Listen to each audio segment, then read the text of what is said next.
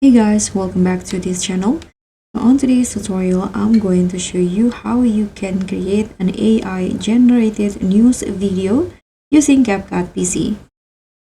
So you learn how you can use the AI templates to make your own faceless news videos fast and easy, all inside CapCut PC. So here I've already opened the CapCut PC. And you can just straight into the AI video maker feature. Then in here, you can just scroll down and go to the AI templates and you'll see the category here.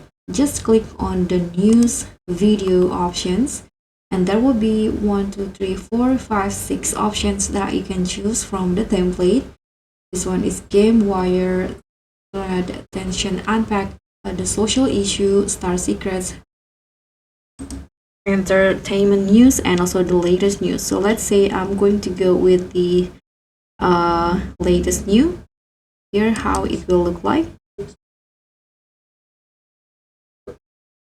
Okay, you can just click on remake and now you can change what the news is about. For example, this one is about Chicago yesterday. So let's change it into, I'm going to change it into New York, let's say. And here you can change the avatar. So this is the example, and I'm going to change it into this newsman Leo. Click on it and tap on create. You can just wait for a few minutes and CapCut will generate your news video. Okay, so now the news video is generated. You can click on the play button.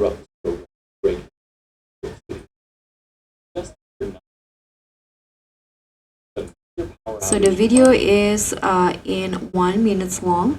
But if you want to delete some scenes from this, you can just go to where you want to delete. And here there will be this trash icon to delete this scene, for example.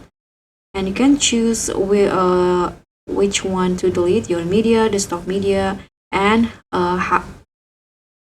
so you can choose the replacement, whether it's from your media, stock media, or generate AI media.